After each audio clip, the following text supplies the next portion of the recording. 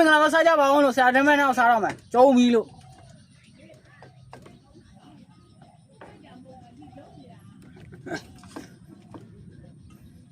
စားပြီဆရာဖြုတ်ဒါစားကြအောင်စားကြပါအောင်နိုင်ပါလူလေးခဏပြန်ရောက်လာသူက9ရက်တစ်ပတ်တစ်ခါပေါ်တယ်နောက်နေ့ကျမလာလို့ရှိရင်ငါမင်းကခေါ်ပြီးတော့ငါချက်စားပြတော့မယ်ဟုတ်ပါဆရာမလိုက်မောခဏပြောနေပြောမင်းကြိုက်တဲ့ဟာထည့်စားဟောဟ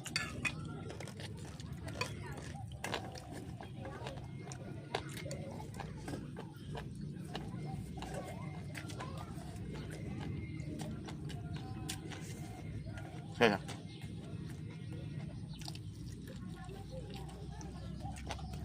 ့သူချက်အစားချက်မဟုတ်မအေးဘူးမအေးဘူးဆရာပဲလို့ငါဘောပါဟိုကွက်ကဲဟိုကွက်လာရဟုတ်ပါဆရာပါ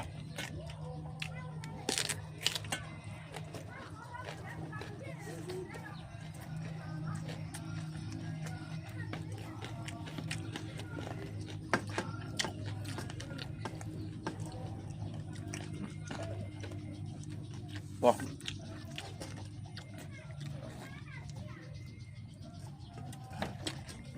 然后就下大里边扫被买了，ဟုတ်ပါဆရာ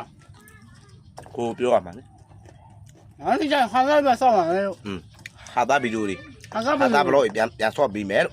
ခါသားပဲတော့ပြန်စောက်ပေးပါမယ်။ရှာရဲ့လက်ရ။စားရလဲရ။我讲他，我ကောင်းသားကျုံးပြီလို့爸爸，中我们，没用个，မအေးဘူးဆရာပဲ养这啥的呢？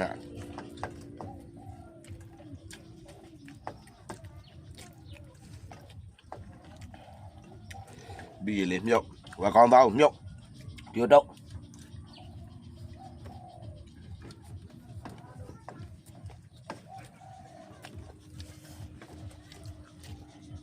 也是我一到月表演，也是我冇喏，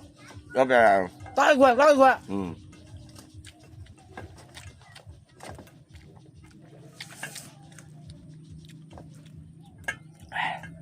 后就还带锁门呢，ဟုတ်ပါဆရာ